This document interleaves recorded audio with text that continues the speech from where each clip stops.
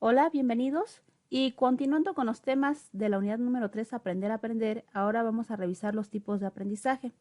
El primer tipo de aprendizaje que estaremos viendo es el aprendizaje significativo.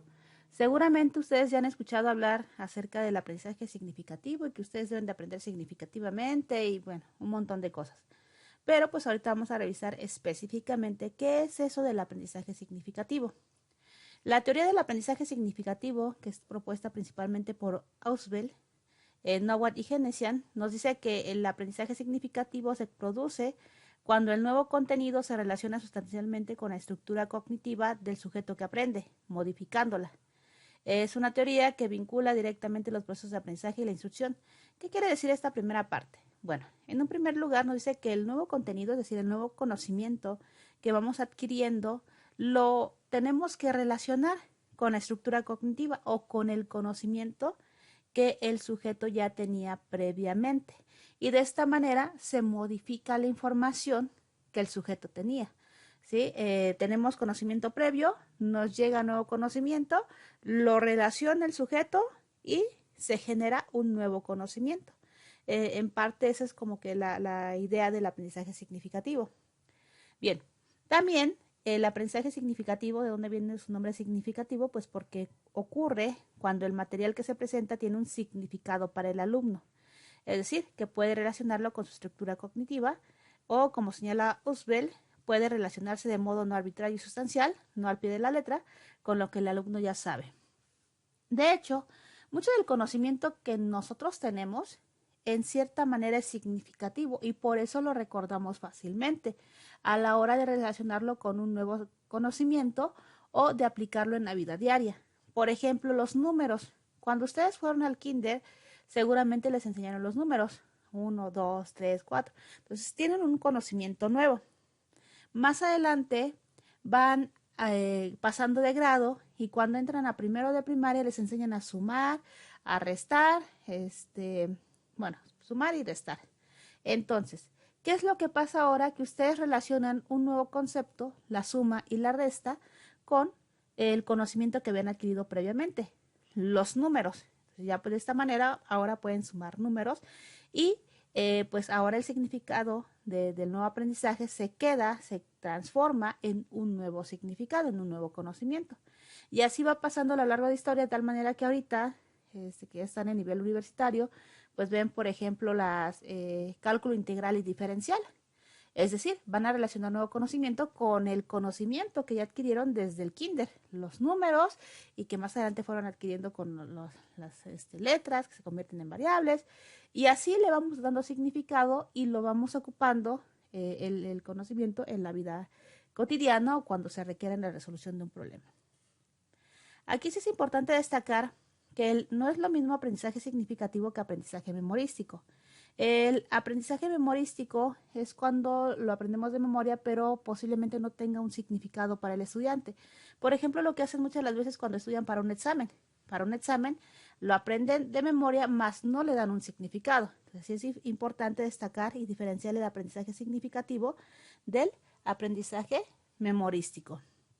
En el aprendizaje significativo se da una clarificación de relaciones entre conceptos. Yo relaciono información, en el memorístico no. Hay una instrucción auditutorial bien diseñada y bueno, hay también cierta investigación científica ¿cómo podemos decirlo? Cuando se da una investigación científica tenemos aprendizaje significativo porque parte de de un conocimiento previo. Aquí estamos hablando, por ejemplo, de ejemplos, ¿no? De cuándo se da el aprendizaje significativo. Cuando damos el aprendizaje memorístico, por ejemplo, en las tablas de multiplicar, que meramente las aprendimos así, ¿no? Bien. Para que el aprendizaje sea significativo necesitamos dos condiciones. La primera condición es que el material, porque tiene que ver, bueno, más bien tiene que ver con el material, sea potencialmente significativo, no arbitrario. Es decir, que sus elementos estén organizados y no yuxtapuestos. Es decir, que el material que yo estoy revisando realmente me resulte significativo, que en cierta manera sea llamativo y que ese material debe de tener una relación sustantiva con los conceptos ya adquiridos por el alumno. Es decir, ese material debe de retomar el conocimiento previo que tiene el alumno para relacionar el nuevo conocimiento. ¿Cuál es la otra condición? Esta tiene que ver con el alumno. El alumno necesita hacer un esfuerzo, ¿sí? Al ser el aprendizaje significativo un proceso activo y personal para el cual el alumno estará motivado o no, según haya recibido refuerzo o castigo en los intentos anteriores. Entonces aquí esta segunda condición es de parte del estudiante, ¿no? El estudiante entonces necesita hacer un esfuerzo para relacionar los conceptos. Y tenemos tres tipos de aprendizaje significativos, tres clases de aprendizaje significativo. Conforme va creciendo el niño, pues vamos adquiriendo o vamos dándole un enfoque diferente a este proceso de adquisición de conocimiento. En primer lugar, tenemos el aprendizaje representacional.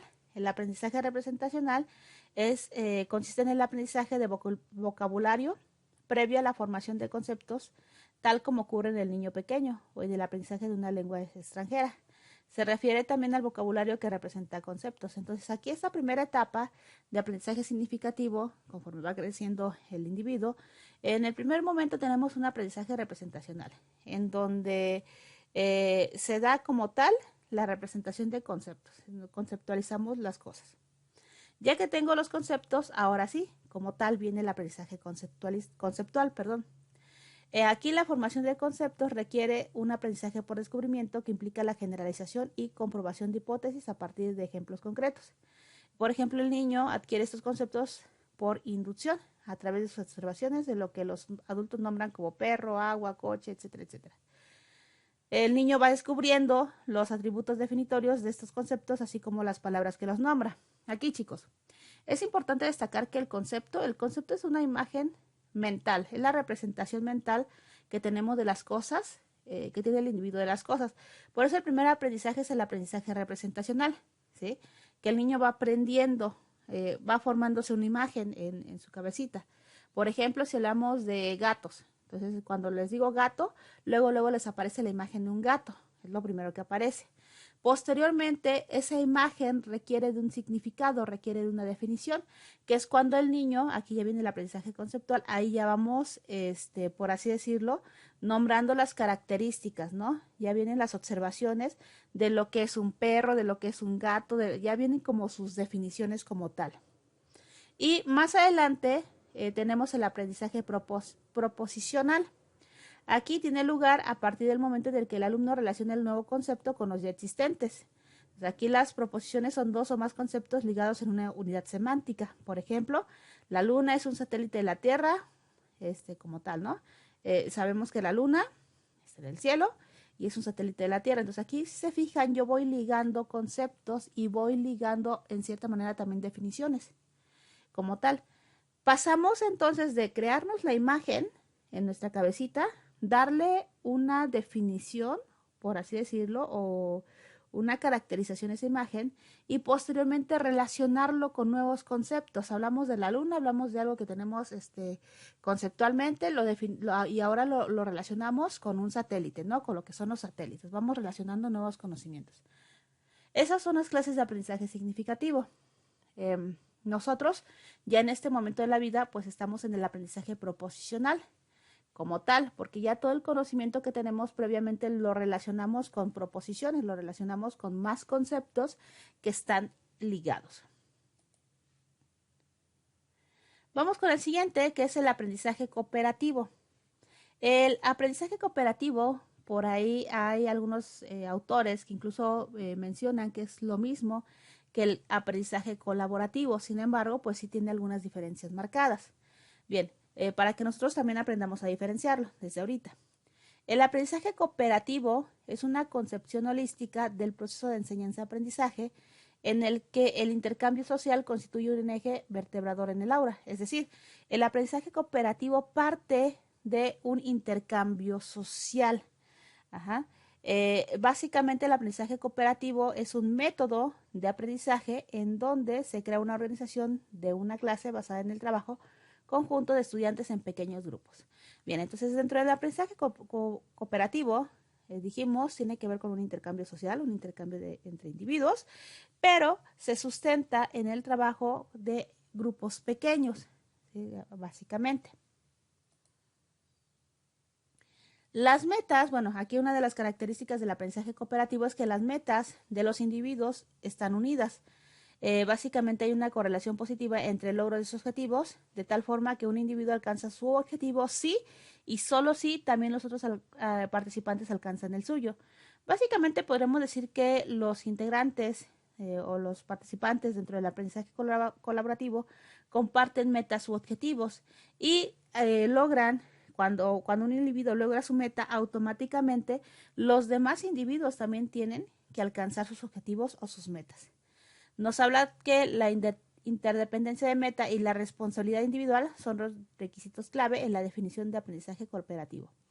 Bien, básicamente aquí el individuo tiene metas que son similares a las metas o iguales a las metas de los integrantes del equipo. Y también tienen responsabilidad individual, ya que cada uno cumple con una función. Y básicamente, cuando se alcanzan metas y responsabilidades individuales, pues se alcanzan las metas y responsabilidades grupales. La formación de grupos es preferible que sea heterogénea, ya que así se consigue una mayor eficacia en los objetivos de ayuda mutua, integración y respeto a la diversidad. También una característica del aprendizaje cooperativo es la multidisciplinariedad de los individuos. Se sugiere, mas no es el requisito único, ¿no? ¿Cuáles son las ventajas del aprendizaje colaborativo? Bien, dentro de las ventajas tenemos que se ofrece, por ahí ofrecen impactos positivos en el desempeño académico, en la motivación escolar, en el aprendizaje de formas de discusión y conflicto conectivo, así como en las formas de cooperación y ayuda para conseguir metas compartidas. Aquí nuevamente destacamos lo de las metas compartidas, ¿no? A pesar de que cada individuo puede lograr sus propias metas, al final de cuentas, si el individuo logra su meta, todos los demás logran la meta. También la organización cooperativa de la clase proporciona el mejor contexto para aprender comportamientos prosociales de ayuda, colaboración, cooperación y respeto al otro. Otra ventaja muy importante es que al propiciar el aprendizaje cooperativo, propiciamos un mejor ambiente en el aula o en los grupos de trabajo y el desarrollo de habilidades de cooperación, colaboración y respeto entre los individuos. Son como que habilidades que tenemos que desarrollar, trabajos en equipo. Continuando con los temas, ahora sí, vamos a ver el aprendizaje colaborativo. El aprendizaje colaborativo básicamente es el uso instruccional de pequeños grupos de forma tal que los estudiantes trabajen juntos para maximizar su propio aprendizaje y el de los demás. En el aprendizaje colaborativo se necesita estructurar interdependencias positivas para lograr una cohesión grupal. Bien, aquí este tipo de aprendizaje entonces también nos habla de un trabajo en pequeños grupos. De hecho, es una característica que comparte con el aprendizaje cooperativo. Pero aquí básicamente los estudiantes trabajan juntos, pero con la intención de maximizar el propio aprendizaje. Si la primera intención entonces es que si yo trabajo en equipo, tengo que preocuparme por mi aprendizaje propio, pero también, ya en segundo momento, el aprendizaje de los demás como tal. Este tipo de aprendizaje no se opone al trabajo individual, ¿sí? Incluso hasta dentro de este tipo de aprendizaje se permite que cada individuo pueda trabajar desde su perspectiva, desde su individualidad, para posteriormente conjuntar el trabajo, ¿sí?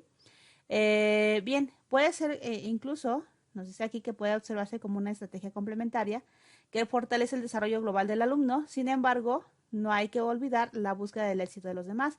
Aquí está la parte importante. A pesar de que yo puedo trabajar desde mi perspectiva, desde mi individualidad, no debo de olvidar que al final de cuentas estoy trabajando en un pequeño grupo y que por lo tanto si yo busco el éxito, también tengo que buscar el éxito de los demás y al alcanzar yo mi éxito individual, estaré alcanzando el éxito grupal.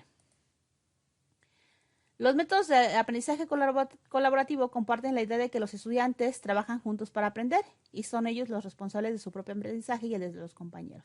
Entonces, aquí la meta en común básicamente es que trabajamos juntos para aprender, pero cada individuo tiene la obligación de vigilar su propio aprendizaje, pero también al mismo tiempo vigilar el aprendizaje de los demás. Y una situación es considerada colaborativa si los pares son más o menos del mismo nivel, pueden ejecutar las mismas acciones y tienen un objetivo común y trabajan juntos. Aquí una de las características es que en el aprendizaje colaborativo se busca que el estudiante pueda trabajar, ¿sí? O más bien que los estudiantes puedan trabajar con personas pares o con personas similares para bueno, con la intención de tener una cooperación similar en el trabajo. Al final de cuentas, también tienen un objetivo común y trabajan juntos. El aprendizaje colaborativo también tiene que ser un sistema de interacciones cuidadosamente diseñado que organice e induce la influencia recíproca entre los integrantes de un equipo. La intención de trabajo colaborativo es que básicamente todos los individuos reciban una instrucción de lo que deben de hacer para interactuar cuidadosamente y que entonces todos tengan en cierta medida el mismo papel o que tengan las mismas responsabilidades.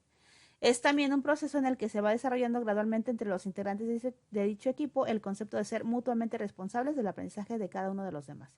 Aquí está la intención, ¿no? Decíamos, sí podemos trabajar desde la individualidad, pero al final de cuentas tenemos que destacar que como característica es importante que todos seamos responsables del aprendizaje de los demás y que también todos tengamos las mismas responsabilidades o la misma carga de trabajo. Entonces, ¿cuál es la diferencia entre el aprendizaje cooperativo y el aprendizaje colaborativo?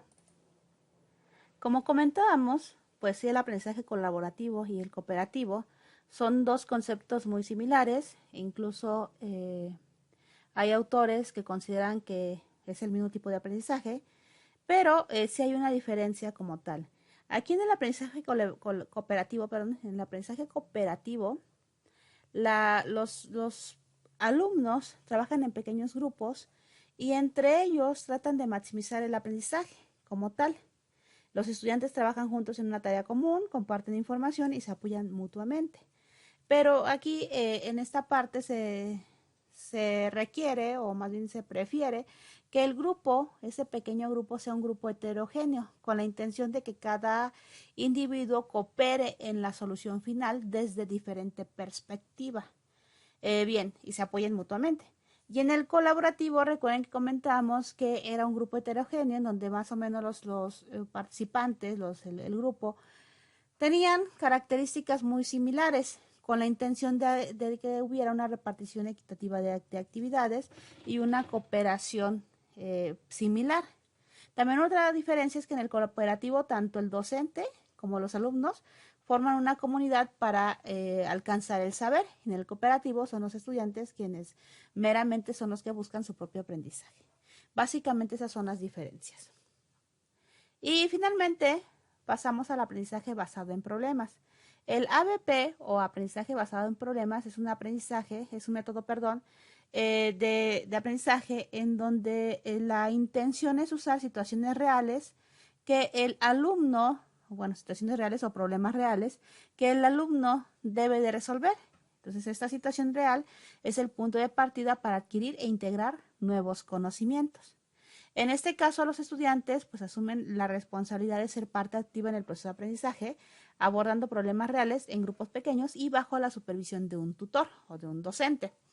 En este caso, el estudiante tiene que resolver, o el objetivo es resolver una determinada situación problemática bajo la supervisión o guía de un docente. La finalidad es que el estudiante pueda desarrollar conocimientos flexibles que se puedan aplicar en muchas situaciones, incrementar la motivación intrínseca, fomentar habilidades de solución de problemas y aprendizajes autónomos para el resto de la vida. ¿Cuáles son los pasos que tiene que seguir el aprendizaje basado en problemas? Pues primero tenemos que clarificar los conceptos y eso se hace de forma grupal. Es decir, a ver, ¿qué es lo que vamos a abordar? Ya que clarifiqué los conceptos, ahora hay que hacer la definición del problema y revisión de los términos que requieren una mayor explicación. Ahora vamos a ver bien cuál es el problema que vamos a abordar. Tercer paso es el análisis del problema, la lluvia de ideas y colaboración de hipótesis, que viene siendo el trabajo en grupo. Posteriormente viene la discusión, evaluación y organización de las ideas, la elaboración de los objetivos de aprendizaje y organización de las tareas de investigación, el estudio autónomo, basado en los objetivos de aprendizaje y conlleva la búsqueda de información y preparación, y finalmente viene la transmisión de la información, obtenida y en su aplicación, en relación con el problema integrador, el conocimiento y verificar la información cumple con los objetivos planteados en grupo. Si se fijan, básicamente todos estos elementos se trata de un trabajo grupal, ¿sí? De hecho, el aprendizaje basado en problemas también parte del trabajo grupal, parte del trabajo en equipos, pero tenemos una variable que es individual, en este caso el estudio autónomo. Yo como individuo, a ver cómo proyecto, cómo puedo resolver el problema y posteriormente, pues ahora sí transmitir la información a los demás con la intención de obtener o de tener una solución. Entre las habilidades que se fomentan con el aprendizaje basado en problemas está la disposición de trabajar en grupo. Sí, generalmente el aprendizaje basado en problemas se hace en grupo. Puede ser individual, sí puede ser individual, pero se recomienda que sea grupal con la intención de que haya varias perspectivas o diferentes formas de abordar el problema, diferentes formas de resolverlo. De esta manera, al hacerlo grupal, también podemos discernir, podemos analizar toda la información que presenta cada uno de los integrantes del equipo. Bueno, esto mediante la compartición del conocimiento. Entonces, por eso generalmente es grupal, para compartir el conocimiento. Hay que analizar, sintetizar la información, desarrollar la imaginación y la creatividad en la búsqueda de soluciones, fomentar una perspectiva amplia y aplicada de los estudios, buscar información a través de diversos medios, poner en práctica habilidades de análisis, síntesis, pensamiento crítico, etcétera, etcétera. Todo esto se fomenta precisamente mediante el trabajo de aprendizaje basado en problemas. Resumiendo, se nos presenta un problema que como grupo, en un grupo de trabajo, se tiene que resolver, moviendo los aprendizajes previos, buscando nueva información, etcétera, etcétera, bajo la guía de una persona, puede ser, bueno, en este caso se le llama tutor, maestro, docente, investigador, que nos oriente y nos ayude en la resolución del mismo. Y bien, entonces con eso estamos dando por terminado los temas de los tipos de aprendizaje.